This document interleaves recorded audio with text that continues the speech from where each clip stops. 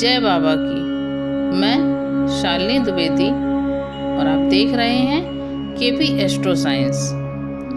कृष्णमूर्ति ज्योतिष के इस 9वें वॉल्यूम में आज हम स्वर्गीय श्री KSK जी के एक यूनिक और यूनिवर्सल सूत्र की बात करेंगे। यह सूत्र जीत के छठे भाव से जुड़ा है।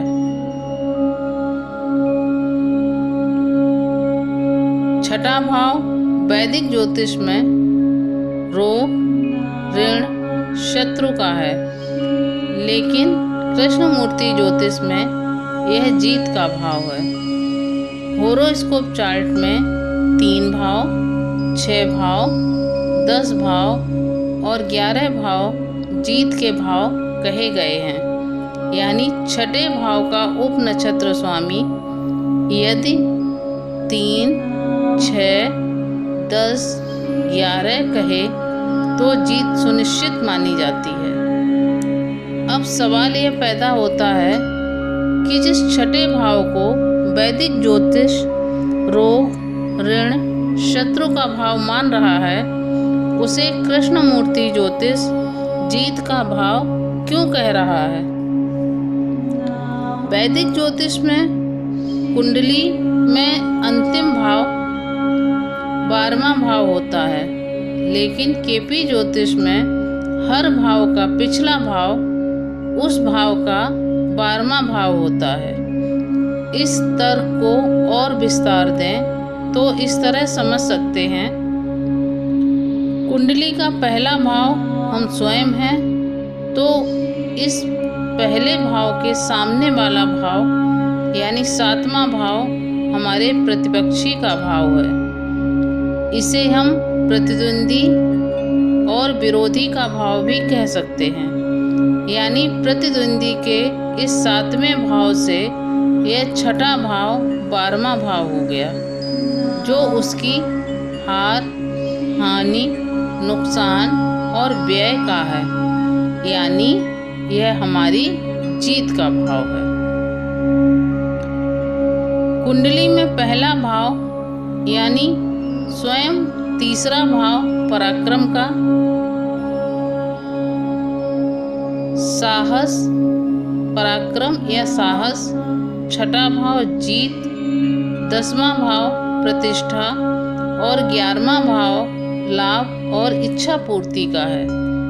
यानी 6 भाव का उपस्वामी यदि 3, 6, 10 और 11 का कारक हो तो जीत सुनिश्चित मानी जाती है। वर्तमान समय में कृष्णमूर्ति ज्योतिष के स्टालवार्ट यानी देश दुनिया के नामी गिरामी केपी ज्योतिषी श्री कनक गोस्वामी जी तो इस सूत्र से भी एक कदम आगे बढ़े हैं। उन्होंने किसी भी प्रकार की प्रतियोगिता में जीत के लिए उन्होंने अपना ही एक अलग सूत्र बनाया है।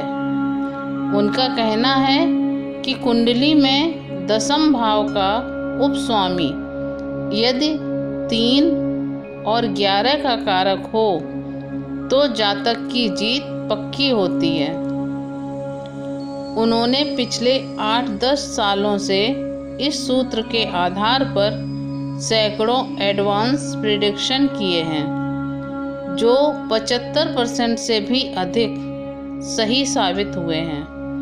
मेरे कहने का यही मतलब है कि केपी में इतना सटीक काम आप अपनी मेहनत और लगन से भी आप भी कर सकते हैं। तो हम बात कर रहे थे छठे भाव के सब लॉर्ड की, जो यदि 3, 6, 10 और 11 भावों का कारक हो तो जीत पक्की होती है। लेकिन मैं यहाँ केपी के इस यूनिक सूत्र की बात करने वाली हूँ, जिसे हम केपी वाले लगभग बिसरा चुके हैं और कैलकुलेशन करते समय इसे कतई संज्ञान में नहीं लेते हैं, जिससे हमारा कैलकुलेशन गड़बड़ा जाता है। इस सूत्र को गौर से सुने और अपनी डायरी में नोट कर लें, क्योंकि यह सूत्र किसी पैराग्राफ में इन बिटवीन द लाइन्स की तरह है। श्री KSK जी का कहना है कि यदि छठे भाव का उपनक्षत्रेश या उपनक्षत्र स्वामी या उपस्वामी या सब लॉर्ड, इसे आप कुछ भी कह सकते हैं, यह यदि वक्री हो तो यह विरोधी की हार का कारक होता है, क्योंकि तब वह विपक्षी के लिए 12वां भाव होता है। इस तरह छठे भाव का वक्री उपनक्षत्र स्वामी प्रतिस्पर्धा के कार्यों के लिए शुभ होता है, जहां विपक्षी से मुकाबला हो। इसी तरह 4, 5, 7 व 8 भावों को भी समझना चाहिए। इस तरह आप देख रहे हैं कि KP कुंडली में हम न केवल जातक की जीत का पता लगाते हैं, बल्कि उसके विरोधी की स्थिति भी उसी कुंडली में जातक के प्रमुख भावों के प्रतिपक्षी भावों से सहज ही पता लगा लेते हैं। जैसे जातक का पहला भाव विरोधी का 7वां है, जातक का तीसरा भाव विरोधी का 9वां भाव है, जातक का चौथा भाव विरोधी का 10वां भाव है, जातक का 5वां भाव विरोधी का 11वां भाव है और जातक का छठा भाव विरोधी का 12वां भाव होता है।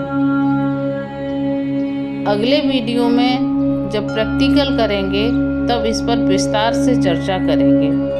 तब तक के लिए मुझे इजाज़त दीजिए। मेरे चैनल को लाइक, शेयर और सब्सक्राइब अवश्य करें, जिससे हमारे वीडियोस की अपडेट आप तक सबसे पहले पहुंच सके। धन्यवाद। जय बाबा की।